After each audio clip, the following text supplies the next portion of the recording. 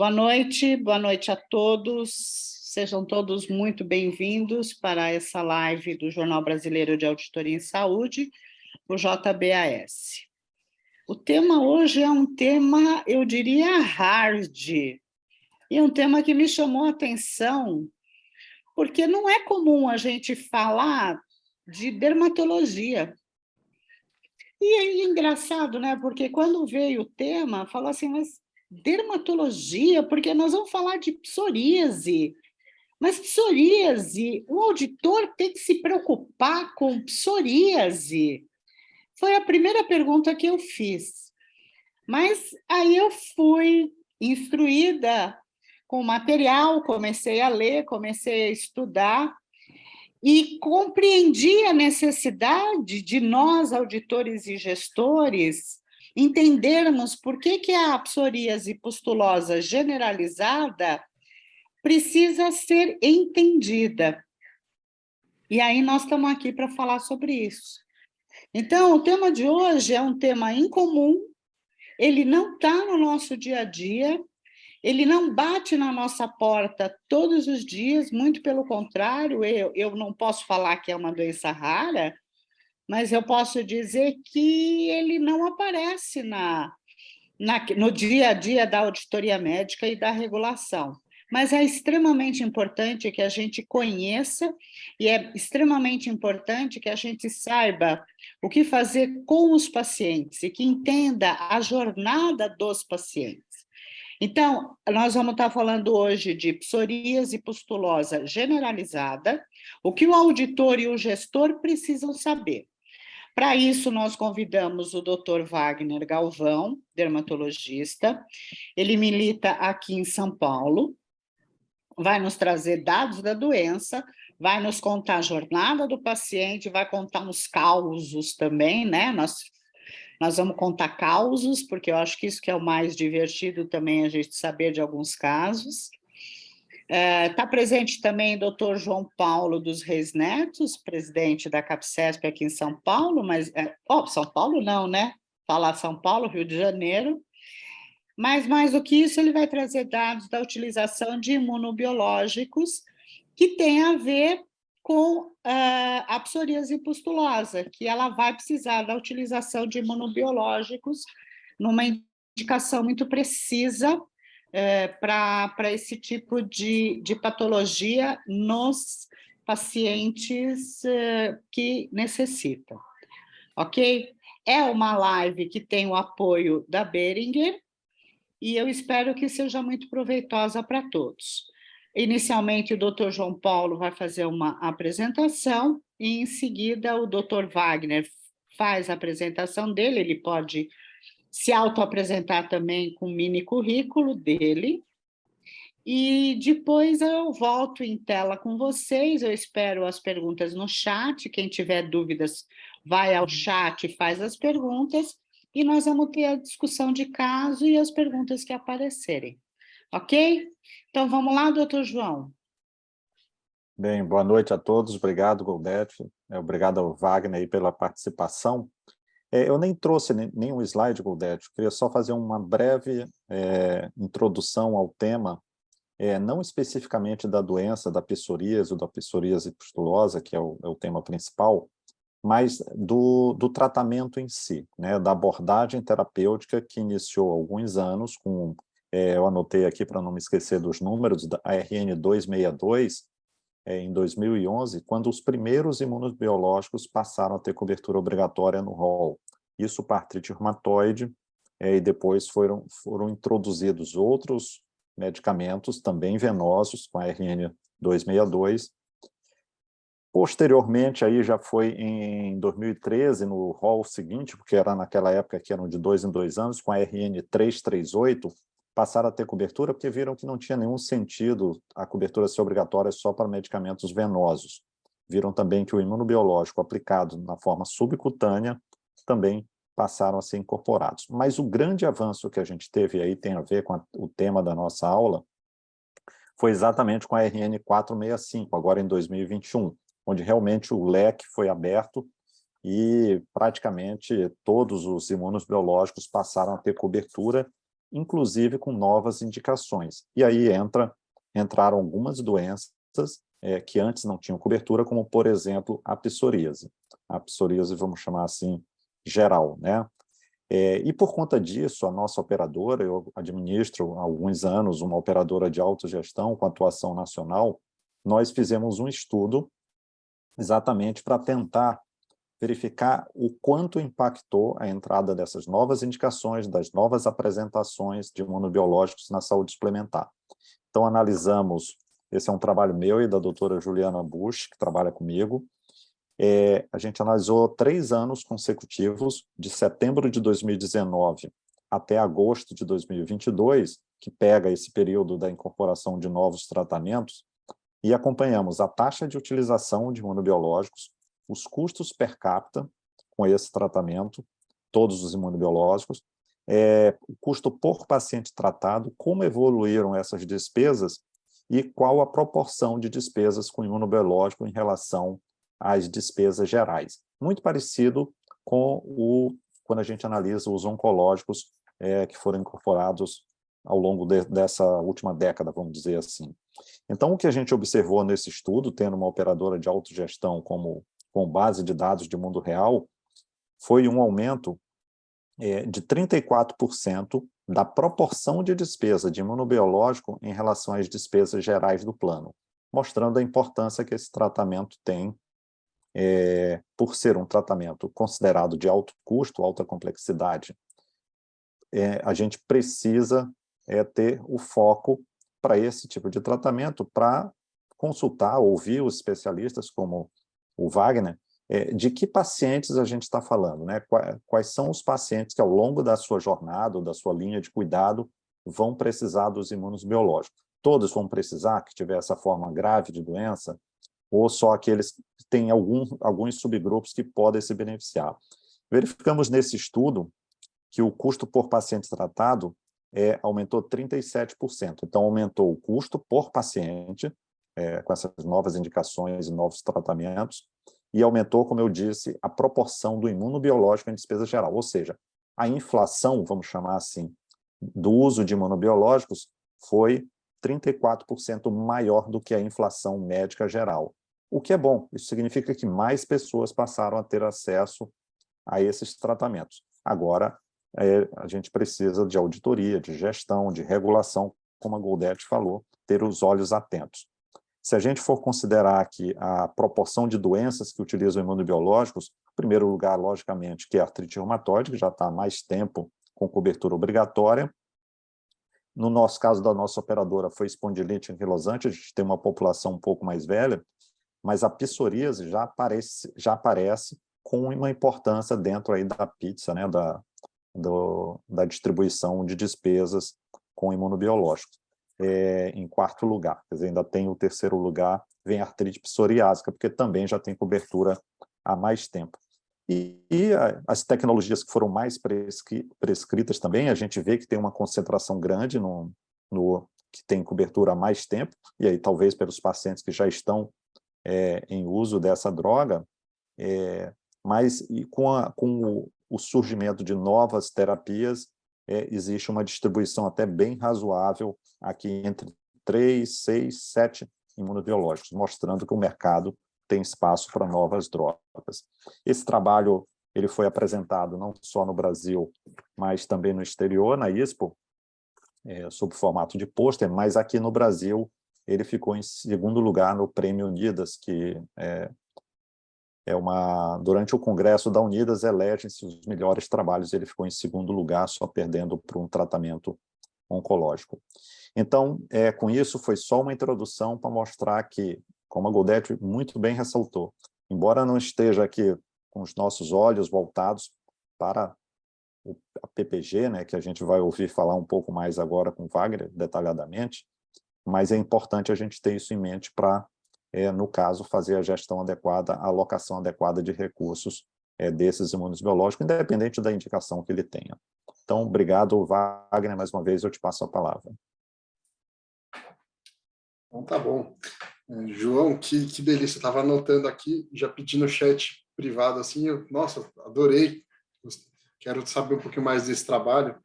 Eu vou tentar fazer a difícil missão de botar esses dois mundos juntos, que às vezes são mundos que se conectam, um precisa do outro, aliás, a razão de um existir é ligada ao outro, mas de vez em quando tem os atritos, né? Faz parte do jogo isso aí também. Então vamos ver se a gente consegue conectar.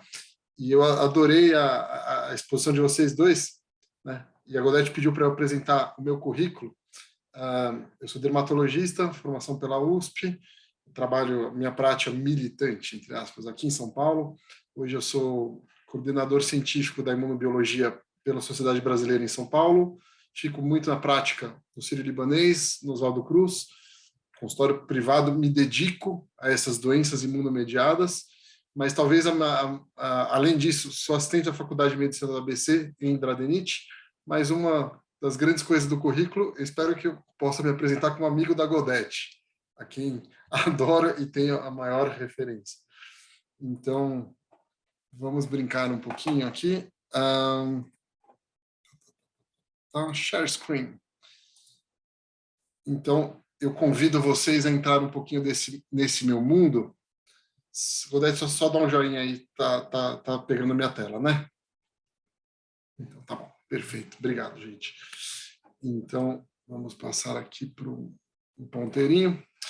Então, convido vocês a entrar no meu mundo da psoríase e não tem como não começar pela psoríase. E depois eu vou para a psoríase pustulosa generalizada. Esses são meus conflitos de interesse. Esse é um evento patrocinado pela Boehringer. E, no aspecto histórico, eu me visto aqui e falo esse texto, que é um texto muito bonito. Contudo, se na parte calva da cabeça houver uma mancha avermelhada, poderá, então, sim, tratar-se de lepra a despontar. Nesse caso, o sacerdote examiná-lo-á, e se houver inchaço branco começando a avermelhar, parecendo lepra, é porque é certamente leproso. E o sacerdote deverá declarar o impuro. Alguém que se constate que é leproso deverá rasgar sua roupa, destampar a cabeça, não se pentear, cobrir o lábio superior, clamando impuro, impuro. Todo o tempo que durar a doença, ele é impuro e deverá viver fora do acampamento. Não fiquei louco. Isso está lá no Velho Testamento, nos Levíticos. E a lepra, que eu chamo de lepra, em aramaico é tsara. E tsara serve para psoríase. E essa descrição não é de lepra. Isso é psoríase. E o que há 2000 anos atrás a gente faz, a gente continua fazendo hoje, que é socialmente condenar essa pessoa a isolamento. Então, eu trago isso para mostrar o que é o impacto imediato na vida da psoríase. E, às vezes, as pessoas não têm essa dimensão, que a gente tem essa tendência natural de isolar o que é diferente. E aí vamos voltar para dados, né? E aqui eu trago algumas comparações de publicações no PubMed, vocês veem aqui, e eu peguei aleatoriamente doenças comuns da dermatologia, acne, vitiligo, dermatite de contato, e o número de publicações ao longo do ano, e você vê aqui um ponto de inflexão, e a minha amiga psoríase, aqui nos anos 2000, fez essa curva ascendente com esse número de publicações incrível. E isso é causa e consequência dessa mudança completa na forma de abordar as doenças imunomediadas, e que na dermatologia o primeiro passo foi pela psoríase. E aqui eu trago a evolução dos tratamentos da psoríase, que lá atrás a gente achava que era a hiperproliferação dos queratinócitos, da camada superior da pele, e depois a gente olhou e falou assim, essa é uma doença inflamatória. Em algum momento a gente começou a entender que ela é uma doença inflamatória com repercussões sistêmicas. Então, faço um parágrafo, uma digressão. Hoje a gente tem dados mostrando que a pessoa com psoríase moderada grave, ela tem uma expectativa de vida reduzida de 6 anos. E hoje até uma discussão que está na moda para a gente é que essa é uma doença metabólica e não inflamatória.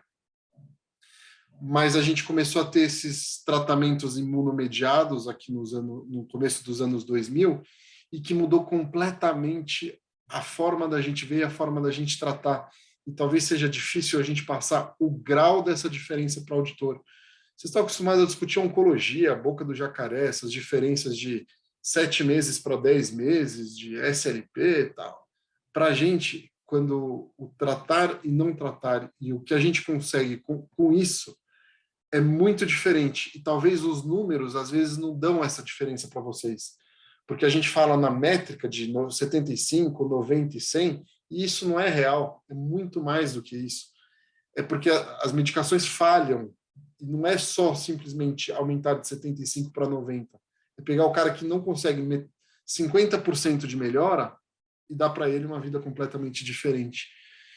Mas como a gente teve essas terapias-alvo guiadas, a gente começou a ver e separar alguns tipos de psoríase que não funcionavam direito, que não eram iguais. Então a gente foi começando e essa é a discussão no mundo da psoríase, assim, onde que é melhor eu bloquear? Se é lá nos anti-TNF-alfa, que foi o que o Dr. João trouxe muito bem, da artrite reumatoide, que a gente trouxe deles lá atrás, né? Depois foi para gastro e chegou na dermatologia depois.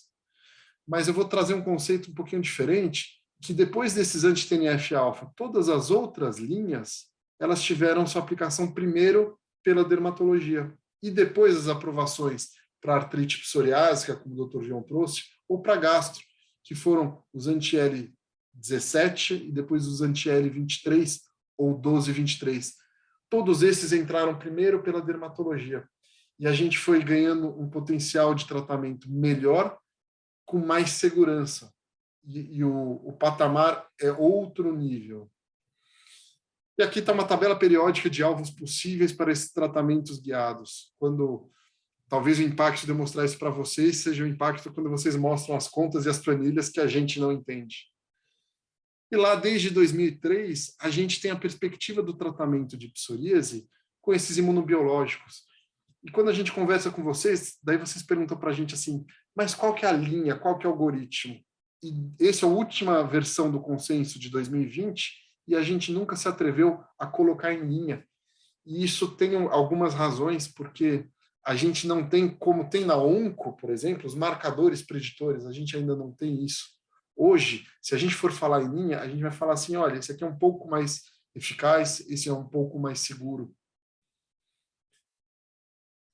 E a gente teve um tempo muito grande entre a aprovação pela Anvisa e a inclusão, tanto pelo SUS quanto pelo mercado privado, que veio com essa RD 465, como o Dr. João citou aí para a gente. E esses são os tipos de psoríase que 80%, né, 80% a 90% são psoríases em placa. E às vezes você tem a coexistência dessas outras formas, invertida, gutata, eritrodérmica, que é uma forma disseminada, e essas formas pustulosas, que elas podem ser generalizadas ou localizadas. Todas as bulas dos imunobiológicos para psoríase, eles falam, e as pesquisas são no tratamento de psoríase em placa. Mas muitas vezes a gente acaba usando para essas outras formas de psoríase, e sempre foi assim. Porque a gente não tem nada com aprovação de bula, ou não tinha nada com aprovação de bula, para essas outras formas. O que a gente sabe e o que a gente discute nos nossos consensos? Que a eficácia é errática, ela não é pareada com a eficácia da psoríase em placas. Para a gutata talvez seja mais próximo, mas para a eritrodérmica já não é tão assim, e para a pustulosa a gente foi vendo que ela era muito diferente, principalmente nessa forma de pustulose generalizada. E quando a gente está falando de psoríase, às vezes eu tenho casos assim, uma placa lá no cabelo, algumas placas, coisas menores, ou como diz a Goldete, aquela lesãozinha que coça, as psoríases leves. Mas eu tenho outras formas. Essa forma é a forma gutata. Formas de face, por exemplo, que tem um impacto na qualidade de vida maior. Essas formas palmoplantares, que elas têm uma característica desabilitante. Muitas vezes, nessas formas mais intensas, o paciente não consegue fazer as atividades de vida cotidianas, não consegue andar. Então, isso é absolutamente desabilitante. Só que, olha que interessante, talvez puxando vocês, auditores, para o nosso mundo, né? Talvez uma das nossas virtudes seja o nosso fardo. Por quê? Porque quando eu falo lá da artrite reumatoide, eu tenho um caráter progressivo e irreversível. Quando eu tenho a progressão, erosão óssea, isso não é reversível. Aqui, se eu acerto a mão no tratamento, praticamente eu zero esse cara. E talvez isso me gere um fardo inconsciente que a qualquer momento eu posso tratar disso. Então, eu vou tentando os tópicos, eu vou tentando uma coisa, eu vou tentando outra, e eu não tenho a premência por causa da progressão. E às vezes eu tenho essa forma com artrite. E formas de artrite são hoje, a gente considera 30% da psoríase, e que quando a gente discute a conta, às vezes a gente acaba falando, não, 30% dessa conta já está lá com o pessoal da artrite psoriásica, já está ainda é maior, segundo o estudo do Dr. João, né? Mas a gente tinha uma outra parte muito grande sem acesso a essas terapias. Formas desabilitantes, como ela opôs, formas invertidas, difícil diagnóstico. Essa é uma forma que a foto ela não diz o que ele é eritrodérmico, né? E daí eu boto meu dedo aqui no peito dele e mostro aonde não tem inflamação, onde eu tiro a inflamação. Ó, boto aqui de novo a foto na coxa dele, meu dedo na coxa dele. Só que quando você trata, aí ele desinflama. Então ele tem toda a pele inflamada. Aqui mais evidente, aqui casos mais graves. Aí eu começo a pegar um patamar de gravidade muito alto. E no momento que esse cara estava na minha mão, a gente não tinha acesso a imunobiológicos. E esse cara foi um cara que foi muito difícil, que eu tive que internar. E ele voltou num rebote desta forma para mim. E isso fica fácil dizer para vocês que a vida desse cara, quando ele está assim, não existe. Não tem mais nada na vida. Não tem trabalho, não tem família, não tem nada. Ele está exudando pelas lesões. Essas lesões, pela espessura da placa, elas quebram, elas sangram. E isso é uma psoríase eritrodérmica.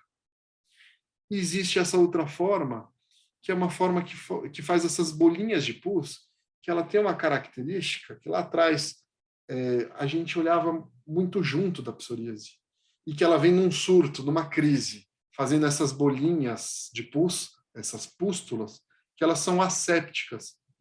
E o paciente chega para você com um quadro clínico muito mais agudo, de uma evolução rápida, de dias a semanas, isso aí literalmente explode, e que é a mesma pessoa que ela fica assim na semana seguinte. Como este outro caso, também você vê as pústulas na borda das lesões, e as pústulas saindo das lesões, algumas pústulas isoladas, ou este outro caso, que aqui já está numa fase na descendência, que ela começa a descamar nessa forma aqui, mas isso aqui, biopsiando antes, era tudo lago de pus. Você vê lá na camada superficial, acúmulo de neutrófilos. Ou essa menina que também teve essa forma pustulosa generalizada, também explodindo, né? E são aqueles casos que, aqui era no serviço público, que eu tinha um centro de psoríase, que a enfermeira fica desesperada, porque ela bate em 1, 2, 3, não bate no pronto-socorro, ninguém sabe o que fazer, às vezes encaminha para o infectologista, o pessoal acha que é infecção, e a enfermagem vai lá e, pelo amor de Deus, doutor, encaixa essa paciente. E às vezes a gente tinha até remédios escondidos para tentar resgatar isso. E eu trago um caso que eu vou discutir um pouquinho mais, que é um paciente de 41 anos, que ele já tinha um diagnóstico de psoríase, ele estava em tratamento, e ele teve essa peculiaridade de acesso, é uma autogestão, onde ele estava recebendo o infliximab, que é endovenoso. E entre as infusões de infliximab, que elas são de 2 em 2 meses, ele apresentou essa crise. Ele começou a ter febre e a pele explodiu. E ele veio procurar o pronto-socorro do hospital e eles me chamaram para acudi-lo lá. Ele com quadro febril, prostrado, desta forma. De novo, aqui os lagos de pus, né? E aqui em maior detalhe a gente vê as pústulas nas mãos, tal.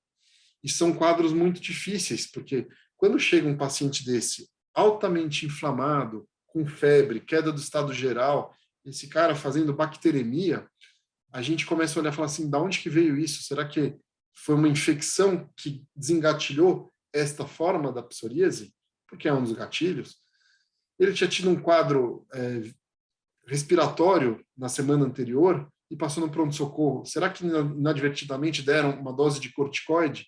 E esse é o rebote de corticoide que o dermatologista morre de medo na psoríase? Ou será que foi uma falha secundária do remédio que ele estava tomando? Enfim, esse foi um caso, como tantos outros, que eu tive que internar. E a gente tem muita dificuldade clínica de separar o que aí é doença, o que aí é infecção, rebote da infecção, porque naquele momento eu já considero ele um imunossuprimido pelo uso do outro imunobiológico, e ele tinha uma imagem de vidro fosco no pulmão, discutindo com a infectologia, assim, putz, será que tem alguma infecção profunda aí, uma micose atípica no pulmão? E eu entrei com a medicação mais segura que a gente podia entrar. E ele ampliou as lesões, até o momento que eu tive que... Aí já está com antibiótico de amplo espectro, também de alto custo, meropenem, linezolida, e aí a gente foi ampliando para cobertura para medicação antifúngica, até quando o hospitalista fala assim, ele está em bacteremia e está em sepse, transfere ele para a semi-intensiva. E ele vai para a semi-intensiva, tem lá o catéter central, já, então, a infectologia, a dermatologia, cirurgia vascular, lá no ambiente de UTI, e eu consegui estabilizar ele com ciclosporina, que é uma das medicações de resgate. E ele voltou para a enfermaria. Com a ciclosporina, ele teve uma piora muito rápida da função renal, com a creatinina basal, que era de 0,7, subindo para 2. Estourou a ciclosporinemia, a gente teve que suspender, aí já entrou a nefrologia junto. Suspendendo a nefrologia, suspendendo a ciclosporina, ele explode de novo a pele e volta de novo para a UTI. Então, eu congelo esse quadro e vou para a história da PPG. Que lá atrás, em 1910, houve a descrição por von Zumbusch desse quadro, que era um quadro diferente, que às vezes acontece num paciente como esse, que tinha psoríase e estava em tratamento. Em 2011, houve uma identificação do caminho genético e da mutação que mostrou o caminho fisiopatológico, que ele é um pouquinho diferente da psoríase, né? Então, lá atrás, quando foi descrito em 1910, ele falava assim, olha, esse é um quadro que ele é diferente, não é bem psoríase, porque assim, tem essas pústulas agrupadas, pequenininhas, tamanho de um grão de milho, mas ele tem sintomas graves, inflamatórios, ele tem febre alta, ele tem leucocitose, e quando melhora isso aí descama inteiro, tem uma descamação fina, difusa, e clinicamente, e a descrição dele de 1910 é muito aguçada, né? É muito acurada. Não tem a ver com psoríase, mas ele está dentro de um paciente com psoríase. Então ele olhava e falava assim, será que é uma combinação de psoríase com alguma outra coisa? É alguma outra forma que a gente não descreveu? E desde lá de trás, a gente tem essa crítica, né? Porque 20% da psoríase pustulosa generalizada dá em paciente que não tem psoríase. E 80% dá no cara que tem psoríase e ele tem essa explosão, essa agudização gigante. E que hoje a gente define esse quadro clínico, que ele tem esse eritema generalizado, doloroso, com essas pústulas, que são as características desse quadro clínico, que elas podem se juntar e fazer lagos de pus, como a gente vê aqui nessa foto, ou às vezes elas têm na margem das lesões, ocorrendo fora das lesões também, como teve nesses casos que eu mostrei para vocês. E que clinicamente é comum a gente achar dor, prurido, descamação, vermelhidão, febre, leucocitose, neutrofilia, PCR elevado, exames inflamatórios elevados, alterações nos eletrólitos. Frequentemente eu vejo alterações nos órgãos-alvo, seja de alteração de função hepática, seja de problemas cardiológicos, seja de alterações renais. Então fica claro a gente mostrar para vocês o impacto sistêmico disso. Imagina a gente, como clínico, pegar um paciente desse, e às vezes até em tratamento, com outro imunobiológico, por exemplo, que daí tem esse quadro, e você não... É difícil a gente separar o que é infecção, o que é a doença, o que é a inflamação. Porque muitos desses elementos que constituem o quadro clínico típico da psoríase pustulosa generalizada, a gente acha nos dois casos. Então, hoje a gente tem a procalcitonina, que me ajuda a diferenciar uma da outra. Mas de vez em quando tem a briga com vocês, né? Cobre... Mas ele me ajuda a diferenciar, falando assim, cara, esse cara... Porque muitas vezes, na prática, eu tenho que jogar para os dois lados. Eu tenho que entrar com antibiótico de amplo espectro e tentar esfriar esse cara, porque é o que acontece na prática. Agora a gente começa a ter, e tem alguns trabalhos que mostram que a procalcitonina, nesses casos de psoríase pustulosa generalizada, ela é muito útil para afastar infecção, para olhar e falar, não, isso é só PPG mesmo. Então, a psoríase em placa são essas lesões típicas, eritemato-descamativas, na maioria das vezes são lesões bem delimitadas, essa forma clássica que a gente tem, que é muito diferente dessa forma pustulosa, que é generalizada, que você pode ter essas pústulas na borda da lesão, que evoluem com descamação, e às vezes você forma esses lagos de pus. Eu tenho foto bonita que você faz, às vezes, bolhas, faz um nívelzinho de pus no meio, né? E a gente, como clínico lá dos bancos ou dos tempos de pronto-socorro, pus, febre para a gente, 11 em cada 10 médicos vão pensar em infecção, infecção, infecção. E imagina que muitas vezes a porta de entrada desse camarada aí, quando ele explode, é o cara do pronto-socorro, não é o dermatologista. E aí tem uma meia-culpa da dermatologia, que muitas vezes ela não está tão presente como deveria estar nos hospitais. Agora, o Dr. João trouxe dados, né, dos estudos de uma autogestão, que vocês têm dados bons. Agora, o problema que eu tenho, que na minha história eu trouxe todos esses casinhos, todas as vezes a gente teve um problema. Nenhum deles acabou indo com CID de psoríase pustulosa generalizada. E muitas vezes, quando esse cara bate lá no pronto-socorro e fala assim, ó, interna esse cara com psoríase, aí bate lá em algum lugar, que vocês entendem muito melhor que eu, aí o cara do pronto-socorro me liga e fala assim, Wagner, ó, o pessoal não autorizou, eu vou falar aqui que tá sepse, que tem infecção, e acaba fazendo uma coisa que é a conta a gente paga agora, né? Que a gente não tem o dado, isso não aparece. Às vezes está embaixo do radar. Não sei como é que a gente resolve isso. Mas, assim, aqui eles falam em 65% dos pacientes com psoríase pustulosa generalizada têm psoríase. Eu já tenho outro estudo que fala em 80%, mas é importante dizer que ela não é condição sine qua non.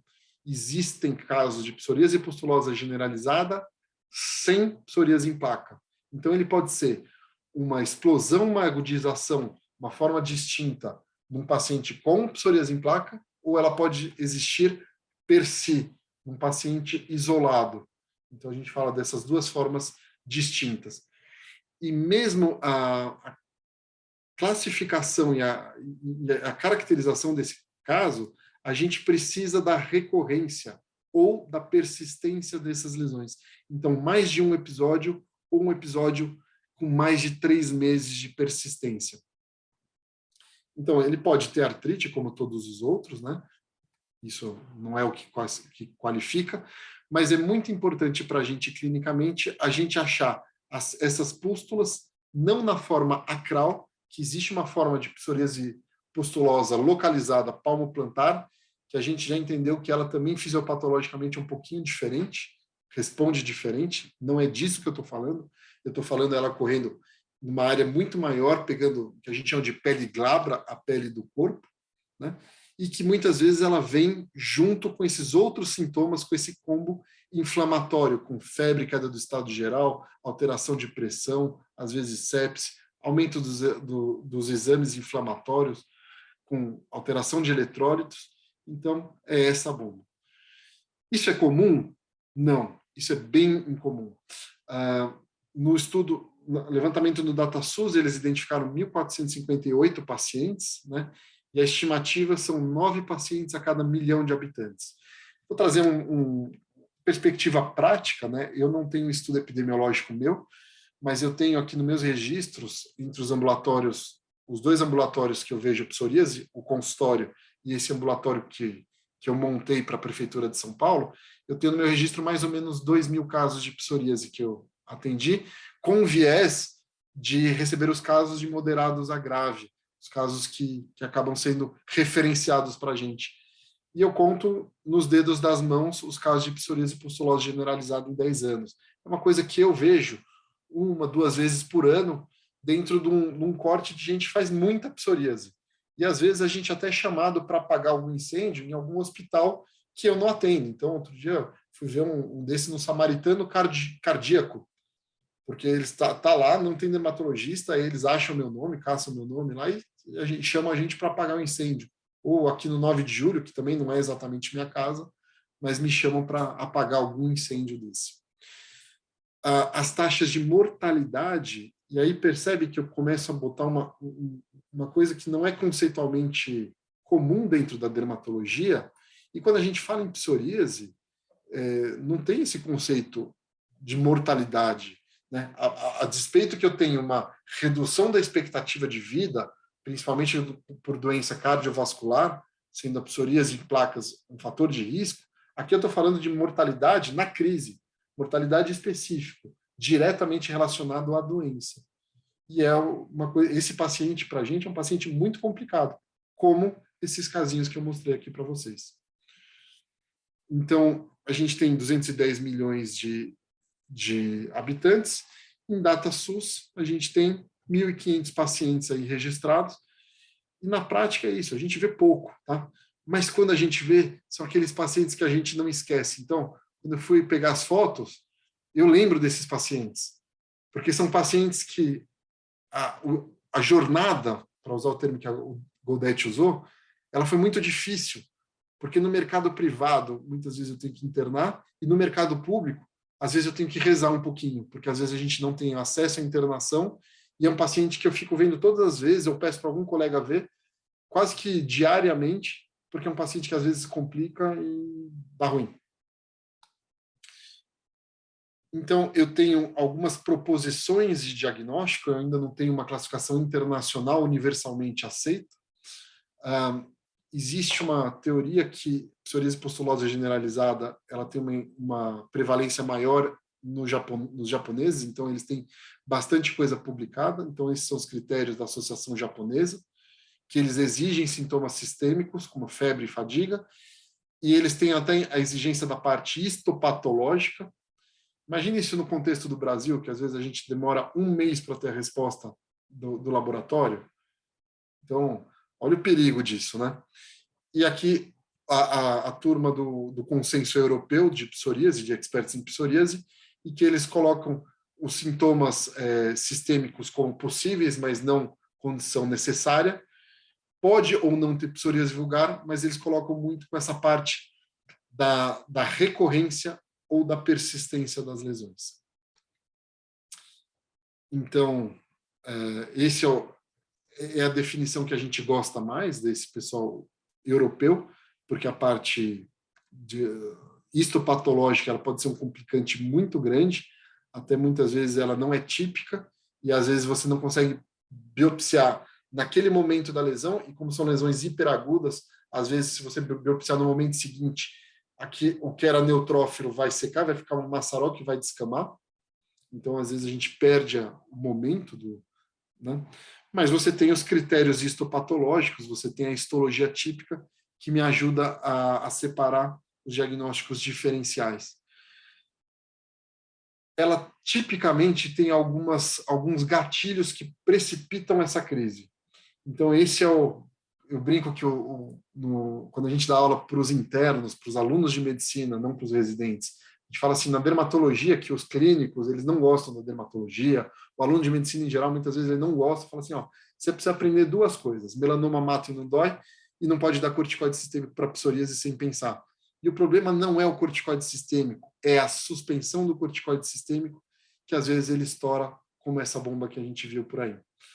Existem outras medicações, né, lítio, beta-bloqueadores, a hidroxicloroquina, a gente teve alguns casos aqui na pandemia junto com isso, e tem até descrição do uso de imunobiológico. Aí eu não sei se, como esse meu caso, dentro do vale, como faz parte da doença, ou como por indução do imunobiológico, né?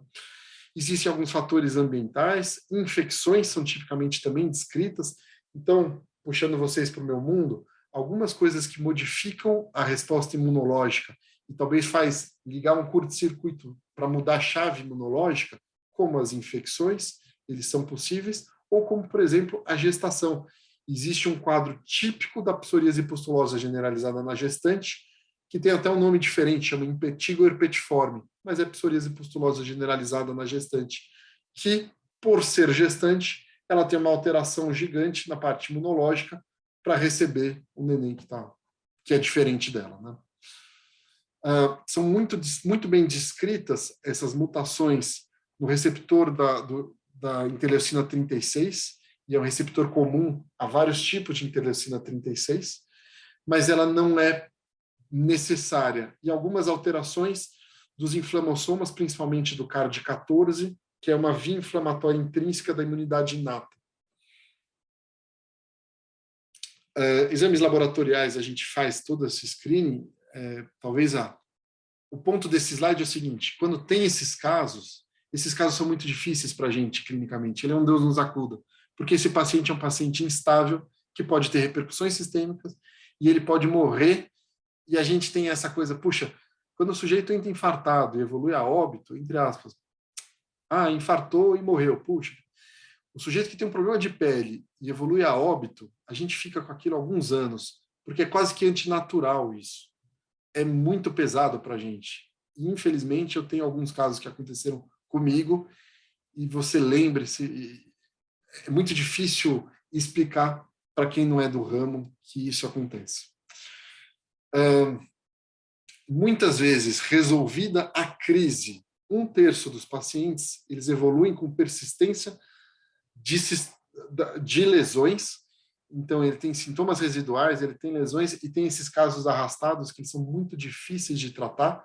E, mais uma vez, com o arsenal que a gente tem para a psoríase, a evolução disso é errática. Muitas vezes a gente tenta uma medicação, não dá certo, tenta outra medicação, não dá certo, tenta a terceira medicação, não dá certo. E eu trago os dados dos estudos de psoríase, que normalmente eu tenho os endpoints, quer dizer, a avaliação da eficácia em 12 ou 16 semanas, e vocês veem como é impossível fazer isso nesses casos, né? Casos muitas vezes internados. Então, imagina, é difícil conectar esses nossos dois mundos, né? Imagina uma coisa que, aí eu olho lá na ANS, tem 21 dias para liberar essa medicação. Eu falo, não, esse cara está internado, esse cara está na UTI. Como é que a gente aproxima isso? E aqui eu trago dados epidemiológicos de vários países do mundo. Então, vocês veem a constante que são, mesmo onde você tem um sistema de saúde muito bem documentado, como o Reino Unido, por exemplo, ou outros países, são números pequenos, né? São séries de casos. Mas aqui eu trago também um outro dado importante, um aspecto de uma mortalidade que varia aqui de 2% na França a 30% no Reino Unido. Tá? E aqui, esse contexto assim, relacionado a choque séptico, a complicações cardiovasculares praticamente não existe, mostrando a diferença da psoríase em placas, e muitas vezes eu tenho causas diretamente relacionadas a PPG e as consequências infecciosas sendo relacionadas ao tratamento ou à doença em si. Que a gente tem uma hora que é muito difícil você separar uma coisa da outra.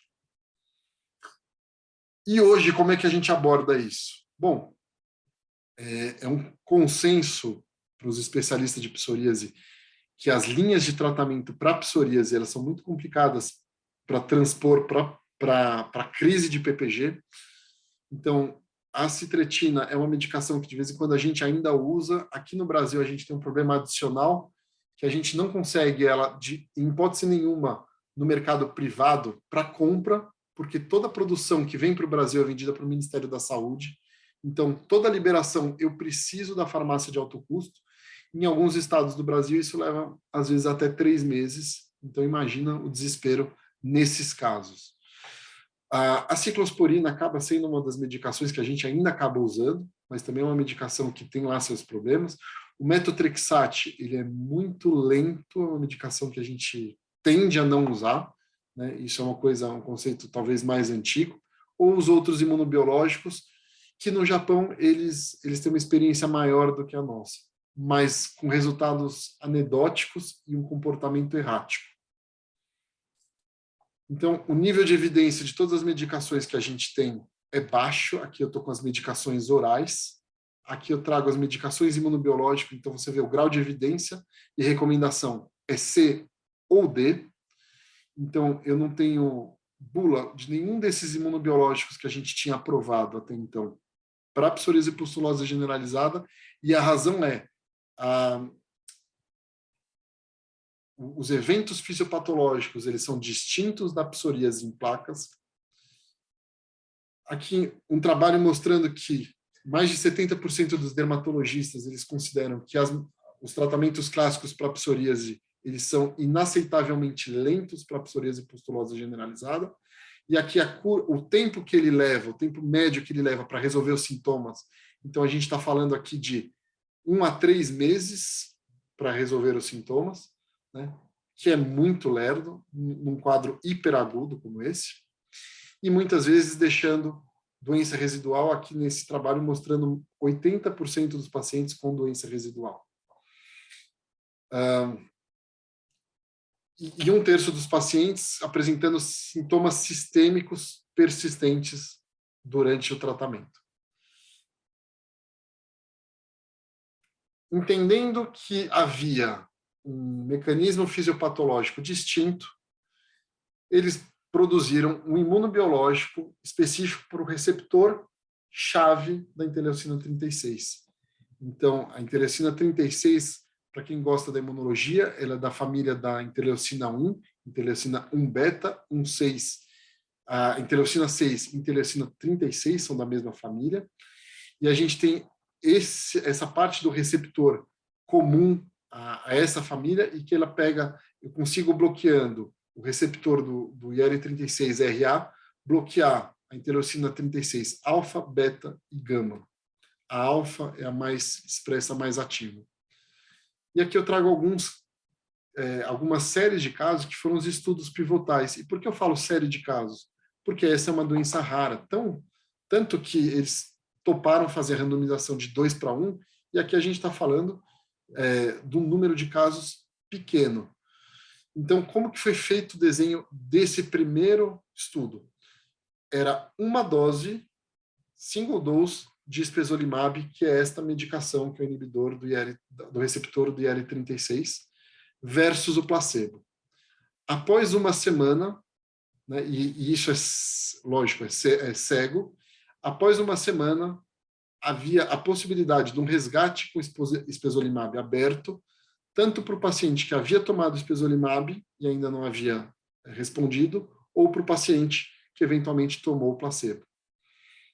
E depois houve um segmento desse paciente, aqui a gente está falando de semana 252, isso são 5 anos com a manutenção subcutânea. Isso ainda não está aprovado em bula aqui no Brasil. Houve depois um outro estudo com uma titulação de dose, tá? Então 600, depois a gente teve a dose de 300 e com resgate também de 900, quando necessário. E o endpoint, eles tiveram que criar um score para poder padronizar isso. Então, eles basicamente fazem a gradação de pústula, eritema ou descamação, vai de 0 a 4, você faz uma média, isso é o GPPA, que é a graduação da psoríase pustulosa generalizada, sendo a média desses 3 scores. Muito dessas coisas a gente acaba transpondo do mundo da psoríase para esse mundo, né? Mas eles tiveram que criar um score específico. E houve também, dentro dos critérios de inclusão, você ter sintomas sistêmicos. Então, pegou um perfil de pacientes, que é um perfil de paciente mais grave, com as pústulas saindo das lesões, mas não houve a necessidade da histopatologia, como é o clássico, né? E eles excluíram pacientes com psoríase eritrodérmica, com síndrome autoinflamatória, e com pustulose generalizada, que é um diagnóstico diferencial, que é uma reação medicamentosa. Tá? Tinha um washout de medicamentos, tanto sistêmicos e biológicos, então havia um tempo que o paciente estava sem, para quantificar isoladamente a eficácia do espesolimab. Então, aqui está o desenho do estudo. A parte das características basais, então foram 2 grupos bem balanceados, 2:1, e vocês veem que o N não é um N muito grande, né? Então aqui um N de 18 e 35, 2:1 mais uma vez, né? E o resultado em relação à eficácia em zerar aquele score, em uma semana, o placebo 5,6 e 50% quem recebeu a dose única do espesolimab. Aqui um desfecho secundário, então aqui a gente está falando de GPA menor ou igual a 1, então na semana 1, aí o placebo subiu um pouquinho, mas, mais uma vez, a gente está falando de uma magnitude de eficácia e de uma exigência de paciente zerado em uma semana, versus o que a gente pensa lá nos tratamentos sistêmicos clássicos para psoríase em 3 meses. Então, aqui está a evolução desses pacientes que ficaram com o score 0, que é esse azulzinho claro. Então, aqui, ao longo das semanas, até a semana 12. E aqui a gente está mostrando os pacientes que fizeram outra medicação e precisaram de uma dose de resgate do espesolimab. Então, assim, é um quadro hiperagudo que precisa de um tratamento e a chance o número necessário para tratar é muito baixo, para falar talvez um pouquinho mais na linguagem de vocês. A magnitude do efeito do tratamento com uma dose única do espesolimab é muito grande. Apesar disso, houve alguns pacientes que precisaram de uma segunda dose do espesolimab para atingir melhor. Então, aqui algumas imagens clínicas, né, mostrando o paciente no basal, né, ou na triagem. Você vê casos extensos, casos agudos. Aqui já no terceiro dia com uma melhora importante. Na primeira semana, pós-placebo, igual, e pós-espesolimab, ele praticamente limpo. Semana 12, limpo, quando ele teve o resgate do espesolimab, o que tinha tomado o placebo, também limpo.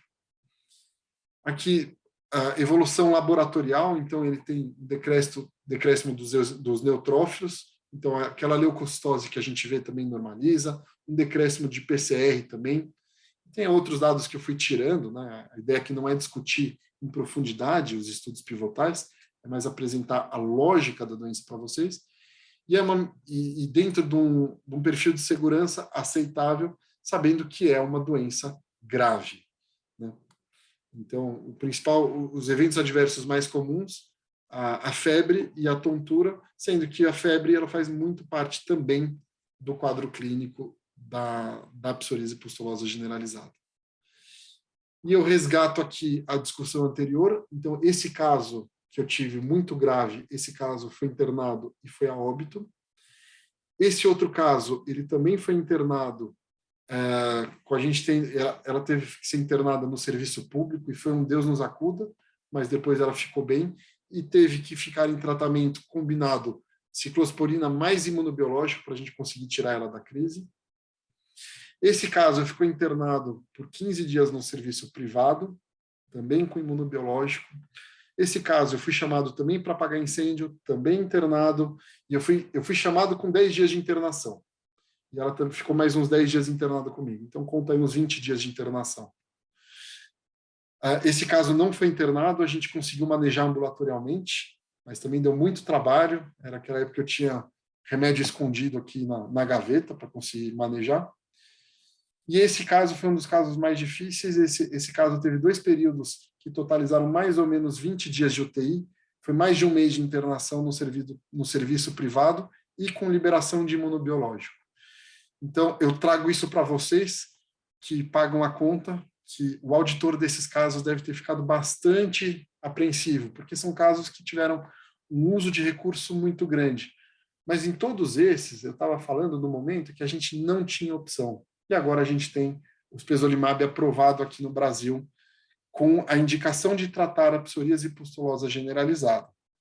Só que a gente ainda não tem nenhuma discussão de acesso, e a discussão de acesso vai ser meio complicada, porque isso é uma medicação rara e muitas vezes, como eu mostrei nesses casos, num contexto de um paciente internado, e que aí levanta muitas outras discussões de liberação de medicação, de não liberação, contrato, não contrato.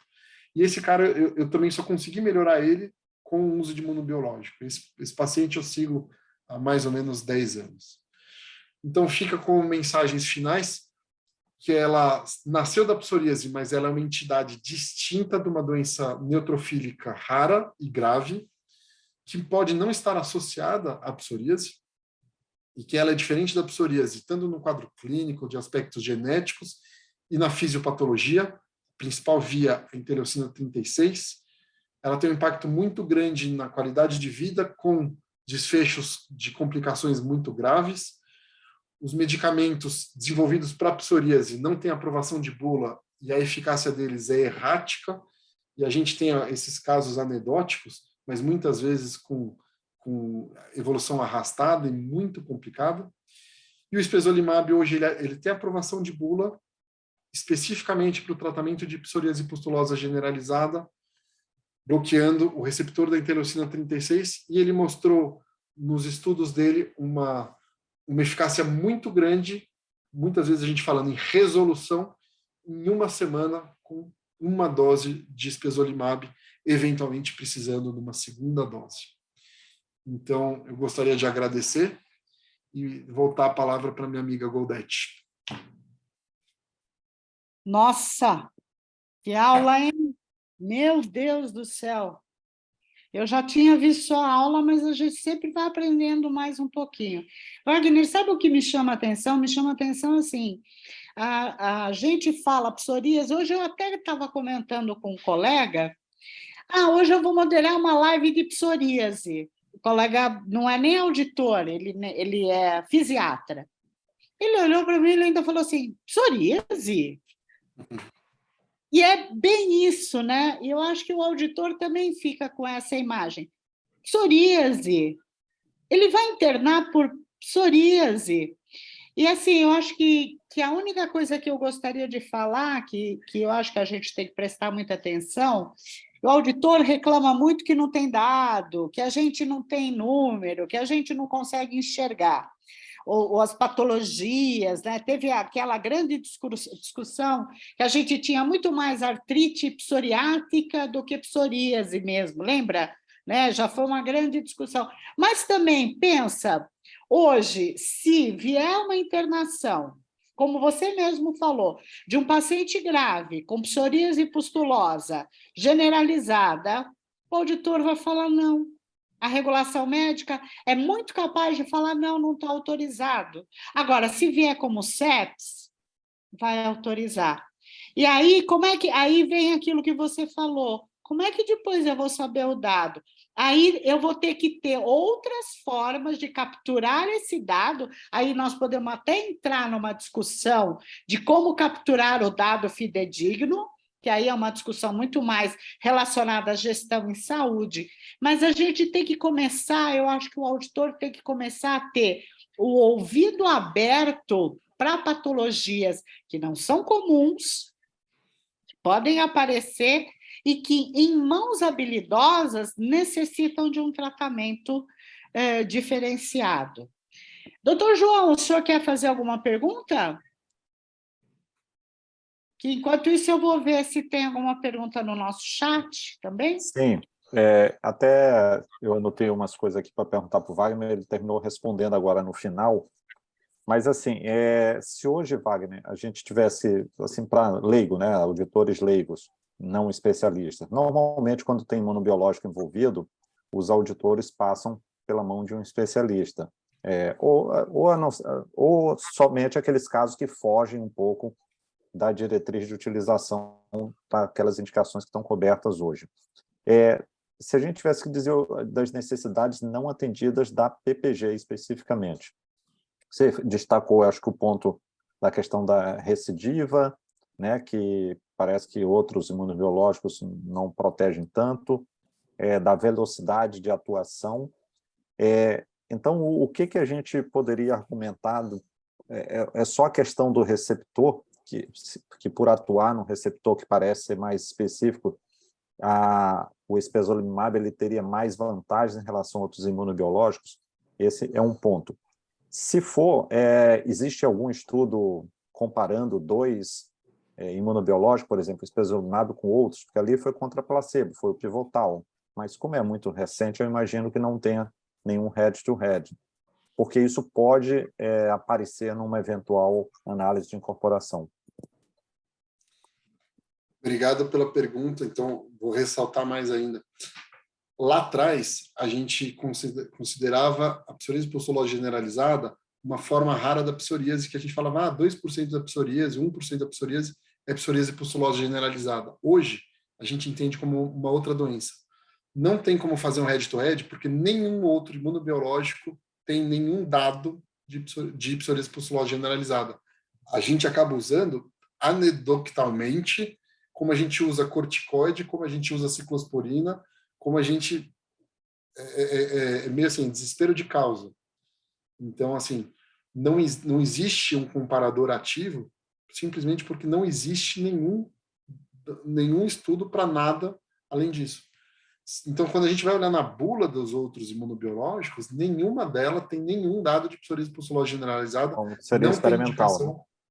Os outros seriam experimentais. Talvez a brincadeira do negócio assim, é outra doença e a fisiopatologia, apesar de ter alguma correlação, a fisiopatologia é outra. É como se, nos casos que tem psoríase, é como se assim, ele tem uma inflamação e, de repente, ele tem um trigger e ele desencadeia uma outra inflamação completamente diferente. Tanto que, nos casos, chamar a atenção, né? 2 dos casos que eu mostrei, eles já tinham diagnóstico de psoríase, eles já estavam em uso de imunobiológico para psoríase, e, de repente, ele explode desse jeito. E aquilo não é uma falha do imunobiológico da psoríase. É uma psoríase pustulosa generalizada. Explodiu completamente diferente. Que é o que a gente tem, só para eu tentar, né, pegar mais conceitualmente isso. Por isso que é essa história do corticoide. Qual que é o problema de dar corticoide para o cara da psoríase? E o cara tem, sei lá, uma crise de asma grave. Não tem problema. Não tem, porque na redução do corticoide, de repente, explode desse jeito. E a gente não sabe, muitas vezes, como que ele vai responder para eu controlar essa crise. É outra doença, né? Então, talvez quando a gente for discutir lá na frente o acesso, uma das coisas difíceis vai ser essa, mas e aí, tem um head-to-head, como é que é custo-efetividade? Como é que eu vou discutir isso com uma coisa que eu não tenho parâmetro? Então, a pergunta dele é importantíssima, porque na hora que isso for para uma submissão, você vai ter muito... Você não, né? A dermatologia vai ter lá seus problemas para conseguir uma incorporação. Então, assim, talvez numa ingenuidade de uma auditora, eu poderia dizer hoje, a impressão de tudo que você está falando, que a psoríase pustulosa me parece nem ser psoríase, parece uma outra entidade. De repente dá vontade de chamar ela de blá. Sei lá, qualquer outro nome que não psoríase. Porque, olha, no momento em que você fala psoríase, traz uma impressão de doença não grave, sabe? Mesmo que você esteja falando pustulosa generalizada, ela não te traz a gravidade que você nos expôs, né, na tua apresentação. Eu acho que isso talvez seja um complicador. Então, concordo em gênero número grau, talvez eu deveria chamar de doença de von Zumbusch, que foi o cara que descreveu lá, por exemplo.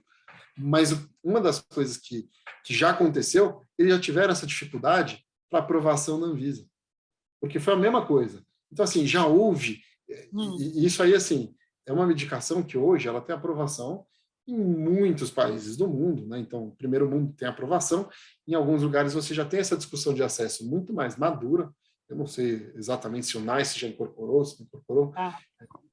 Sinceramente, eu não tenho esses dados de cabeça, mas, assim, olhando para fora, eles já superaram esses problemas. E a dificuldade para a gente é que, apesar de eu ter um nome eu tenho um nome e o sobrenome é diferente, é outra doença.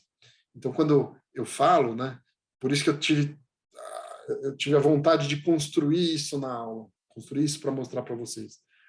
Ela veio da psoríase, mas conceitualmente hoje ela nasceu e ela tem vida própria, ela é completamente diferente, porque ela era aquela forma da psoríase. Quando você vê o cara com psoríase, é difícil a gente pensar em mortalidade, né? É isso que me chamou a atenção. Desculpa, Wagner, eu acabei te interrompendo. Esse é o impacto que me causa, porque você foi, né, de uma certa maneira, uma inteligência, porque você mostra o caso, e quando você trouxe para o final, você falou, esse foi a óbito. Eu fiz assim. No estudo lá que ele mostrou em inglês, acho que 30 e poucos por cento, 36%. Não, é que vai a óbito, quer dizer, psoríase pustulosa vai a óbito. Eu acho que é impactante isso, sabe? Outro ponto... E foi esse caso que eu mostrei. Esse caso é um caso muito emblemático, porque ele ficou mais de um mês internado e foi um mês que eu dormi mal, porque eu saía do hospital, às vezes eu passava a noite, assim, cara, eu não sei se ele tá pior, não, puta, foi pra UTI, puta, estourou a função renal, tive que que eu faço com esse cara? Aí eu discuti com a radiologia, junto com o infecto. Pô, será que tem uma pneumonia por fungo aí escondida? Puta, mas eu vou imunossuprimir esse cara. Eu tenho uma hora que eu falo, esse cara, eu preciso tirar esse cara da UTI de novo. Eu preciso fazer alguma coisa. Vamos dar um imunobiológico, mesmo ele estando fazendo febre persistente? Vamos. Aí resolveu. É uma discussão que eu acho que por causa do horário aí, só vou fazer um comentário. Hoje teve um evento da ANS muito interessante, basicamente sobre limiar de custo-efetividade, e houve os comentários, né? Houve uma apresentação do pessoal quem faz análise da Conitec, depois da saúde suplementar, e é uma discussão que a gente vai ter que ter, né? Você viu lá o estudo pivotal aí com 30 casos contra um N muito baixo, né, que é outra crítica que se faz. Mas para doença rara e ultra rara, que eu acho que praticamente cai no conceito de ultra rara, tem que ter uma análise separada, né? Não dá para considerar lá o PIB per capita que está padronizado de limiar de custo-efetividade na maioria dos países. Você vai ter que ter uma flexibilidade nessa análise, uma flexibilidade nos estudos que vão ser submetidos lá dentro lá do Form-Hall, né, que são o material que a gente analisa lá no pós-saúde. Então, isso tudo eu acho que vai ter que ser colocado na mesa. Essa necessidade não atendida, que é não ter um outro medicamento especificamente previsto em bula, um outro imunobiológico que estou falando, e que hoje o que se faz é basicamente quase que, o Wagner chamou de anedótico, mas é praticamente desespero mesmo, né? Então, eu acho que tem uma tendência para este caso específico de ter uma sensibilidade maior numa análise de incorporação na saúde suplementar. Até porque na hora que você coloca na balança de decisão doenças que têm um N muito baixo, mesmo com custo individual alto, termina favorecendo uma eventual incorporação. O difícil vai ser, como a Goldete falou no início, coletar dados para saber quanto custa essa doença, quantos casos realmente a gente espera na população da saúde suplementar, que é aí 1/4 da população brasileira. O Wagner falou, ele é um ambulatório especializado, né, um super especialista em psoríase, já viu 2.000 casos, não da pustulose, né, mas não, foi da pustulose mesmo, né? Não, 2.000 casos em geral. Pustulose eu tenho 10 casos. Né? 10 casos, então. Imagina, vê, né? O super especialista viu 10 casos. 10 casos, então até quantos vão cair numa eventual operadora? Então, eu acho que tudo favorece uma eventual incorporação futura, né? Porque não tem, um alto custo, mas não tem impacto orçamentário grande pela prevalência muito baixa. Mas é só uma opinião pessoal, tá? Uma prévia opinião sem conhecer bem os estudos. E por um outro lado, a discussão que é importante para vocês, auditores, saberem, tal, quando tiver algum caso que bater, eventualmente, é que, assim, olha esses casos que eu apresentei aqui. Quase que invariavelmente todos eles, na saúde suplementar, eles tiveram custos muito grandes, porque eles tiveram internação, vai para UTI, volta para UTI, internações prolongadas, com atendimento multidisciplinar, com um monte de exame. Então, assim, não houve... assim, o sistema já pagou o preço desse cara. E se eu tenho uma medicação que eu tenho uma chance de tirar esse cara em 5 dias ou 7 dias, né, e eu estou falando dos scores de zerar a doença, aí eu começo a ter uma discussão muito diferente. Né? Por isso que é importante, né? Porque, né, Gold, eu sei o que a Gold vai falar. Ela vai falar, mas aí vão dizer, olha, esse custo é porque ele fez sepse, não é porque ele tem psoríase. Não, eu nem ia falar isso. Você sabe, eu ia ser mais malévola ainda. Malévola mesmo. O problema é diagnóstico. Porque, assim, eu conheço Wagner, né? Eu sei quem lida com isso, eu vi as referências bibliográficas que você traz, são dos caras que são muito bons, tá? Eu vi o nome do Gleison, eu vi o Romit, tá você, né? E tem os outros nomes que eu não estou reconhecendo, mas eu conheço vocês. Então, assim, vai ter que ter a sorte, eu vou botar até entre aspas, de ter gente que fazer diagnóstico. Porque eu acho que um dos grandes problemas que a gente tem, Wagner, em doença rara, ou essas patologias que pouco aparecem, é diagnóstico. Então, muitos casos, você no começo da tua fala falou, você foi chamado, para quem não é de São Paulo, você foi chamado em 2 hospitais de rede, 9 de Julho, o Samaritano da Paulista, o cardíaco, que é de rede hospitalar, né? Que é de uma rede hospitalar do Américas e Redditor, né? Dorna Udasa, para poder resolver alguma coisa, porque no dia que resolvesse. Você entendeu? Então, assim, a gente já vai ter acho que nós temos um problema, mas aí começa a ser um desafio para a sociedade de dermatologia, para vocês da dermatologia, de começar a fazer o awareness da doença, para começar a mostrar onde está. E, de uma certa maneira, você fez um meia-culpa no início, porque quem está em pronto-socorro jamais pensaria numa psoríase pustulosa. Porque não é uma doença que você vai pensar numa porta de pronto-socorro.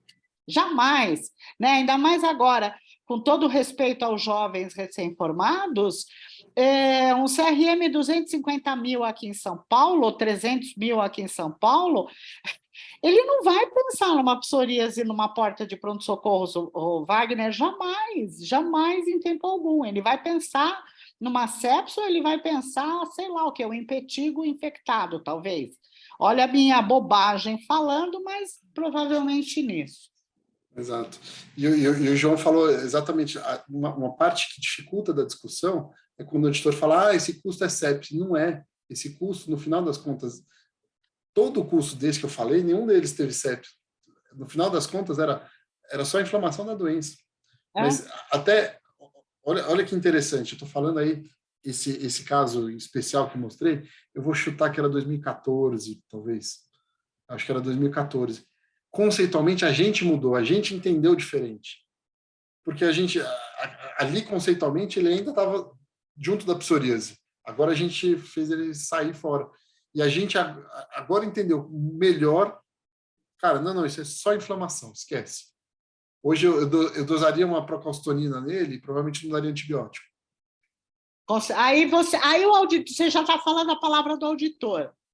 Aí, de repente, eu até libero o exame, mas eu já não gasto em auditoria. Gente, o papo está maravilhoso, uma delícia, aprendemos muito, mas já são 8h15. Já passamos do horário. Eu queria muito agradecer a presença do Wagner, uma pessoa que eu gosto muito. Somos bons glutões, né? Nossas conversas no restaurante português rendem, né? Rendem com bons bolinhos de bacalhau. E agradecer também ao meu querido amigo do coração, Dr. João Paulo.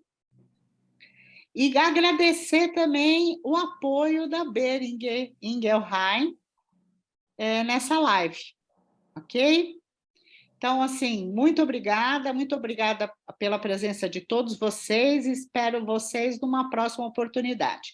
Se tiver dúvida, manda uma mensagem para o jbas@jbas.com.br que a gente responde lá, ou entra no site, ok? Um beijo para todo mundo, gente. Tchau. Boa noite, obrigado, Wagner. Tchau, tchau.